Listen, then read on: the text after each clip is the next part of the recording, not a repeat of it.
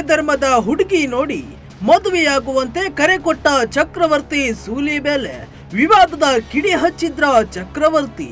ಹೌದು, ಚಕ್ರವರ್ತಿ ಸೂಲಿಬೆಲೆ ಅನೇಕ ಧಾರ್ಮಿಕ ಭಾಷಣದ ಮೂಲಕ ಸದಾ ಸುದ್ದಿಯಲ್ಲಿರುತ್ತಾರೆ. ಇದೀಗ ಮತ್ತೊಂದು ಹೇಳಿಕೆ ಕೊಡುವ ಮೂಲಕ ಭಾರಿ ಸುದ್ದಿಯಲ್ಲಿದ್ದಾರೆ. ಬೇರೆ ಧರ್ಮದ ಹುಡುಗಿಯನ್ನ ಪ್ರೀತಿಸಿ ಮದುವೆಯಾಗುವಂತೆ ಹಿಂದೂ ಯುವಕರಿಗೆ ಸೂಲಿಬೆಲೆ ಕರೆ ಕೊಟ್ಟಿದ್ದಾರೆ. ದಕ್ಷಿಣ ಕನ್ನಡ ಜಿಲ್ಲೆಯ ಉಳ್ಳಾಲದ ಕುತ್ತಾರು ಎಂಬ ಧಾರ್ಮಿಕ ಕಾರ್ಯಕ್ರಮದಲ್ಲಿ ಇಂತಹ ಒಂದು ಹೇಳಿಕೆಯೊಂದನ್ನ ಕೊಟ್ಟಿದ್ದಾರೆ. ಇದಷ್ಟೇ ಅಲ್ಲ, ಇನ್ನು ಅನೇಕ ಧಾರ್ಮಿಕ ವಿಷಯಗಳ ಕುರಿತು ಮಾತನಾಡಿ ಹಿಂದೂಗಳ ಕೆಂಗಣ್ಣಿಗೆ ಗುರಿಯಾಗಿದ್ದಾರೆ. ಈ ಹೇಳಿಕೆ ಈಗ ಭಾರಿ ವೈರಲ್ ಆಗುತ್ತಿದೆ. ಅಷ್ಟಕ್ಕೂ ಚಕ್ರವರ್ತಿ ಮಾತನಾಡಿದ್ದೇನು? ಚಕ್ರವರ್ತಿ ಹಚ್ಚಿರುವ ಕಿಚ್ಚು ಎಂತದ್ದು? ಇಲ್ಲಿದೆ ನೋಡಿ ಇಂಟ್ರೆಸ್ಟಿಂಗ್ ಸ್ಟೋರಿ. ಎಲ್ಲಿಯವರೆಗೆ ಲವ್ ಜಿಹಾದ್ ಬಗ್ಗೆ ಮಾತಾಡ್ತಿರೋಣ, ಸ್ವಲ್ಪ ಬದಲಾವಣೆ ತರೋಣ. ನಮ್ಮ ಗಂಡು ಮಕ್ಕಳಿಗೂ ಹೇಳೋಣ. ಎಷ್ಟು ದಿನ ಅಂತ ನಮ್ದೇ ಹೆಣ್ಮಕ್ಳನ್ನ ನೋಡ್ತಿರ್ತೀರಪ್ಪ. ಹುಡುಗಿ ಸಿಗ್ಲಿಲ್ಲ ಅಂತ ಎಷ್ಟು ದಿನ ಹೇಳ್ತಿರ್ತೀರಾ? ಸ್ವಲ್ಪ ಬೇರೆಯವರನ್ನ ನೋಡ್ರಲ್ಲ. ನಮ್ಮ ಸಮಾಜದಲ್ಲಿ ನಾವು ನಮ್ಮ ಸಮಾಜದ ಗಂಡು ಮಕ್ಕಳಿಗೆ ಹೆಣ್ಣು ಸಿಗ್ಲಿಲ್ಲ ಎಂದು ಆಲೋಚನೆ ಮಾಡುತ್ತಿರುವಾಗ ಪಕ್ಕದ ಸಮಾಜದಲ್ಲೂ ಸಮಸ್ಯೆಗಳು ಇವೆ ಅಲ್ವಾ?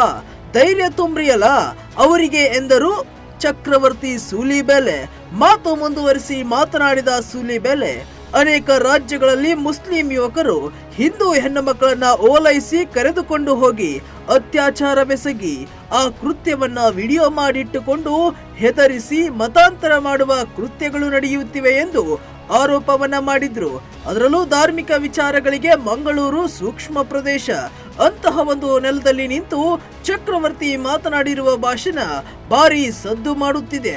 ಚಕ್ರವರ್ತಿ ಹೇಳಿಕೆಗೆ ಹಿಂದೂ ಪರ ಸಂಘಟನೆಗಳು ಪರ ವಿರೋಧದ ಚರ್ಚೆ ನಡೆಸುತ್ತಿದ್ದಾರೆ. ಡಿವೈಎಫ್ಐ ಮುಖಂಡ ಮುನೀರ್ ಕಾಟಿಪಳ್ಳೆ ಎಂಬುವರು ಈ ಹೇಳಿಕೆಗೆ ತೀವ್ರ ವಿರೋಧ ವ್ಯಕ್ತಪಡಿಸಿದ್ದಾರೆ. ಸೂಲಿಬೆಲೆ ಮಾತನ್ನ ನಾವು ತೀವ್ರವಾಗಿ ಖಂಡಿಸುತ್ತೇವೆ. ನಮ್ಮಲ್ಯಾರು ಯಾರನ್ನ ಬೇಕಾದ್ರೂ ಮದುವೆಯಾಗಬಹುದು. ಮುಸ್ಲಿಮರ ವಿರುದ್ಧ ದ್ವೇಷ ಹುಟ್ಟಿಸಲು ಹೇಳಿಕೆ ನೀಡಿದ್ದಾರೆ.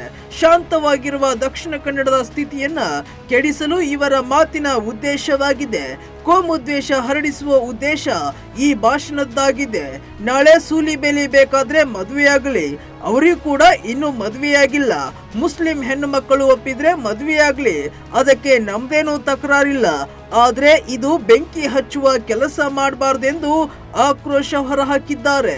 ಹೀಗೆ ಅನೇಕ ಹಿಂದೂ ಪರ ಸಂಘಟನೆಯವರು ಚಕ್ರವರ್ತಿ ಮಾತಿಗೆ ವಿರೋಧ ವ್ಯಕ್ತಪಡಿಸುತ್ತಿದ್ದಾರೆ.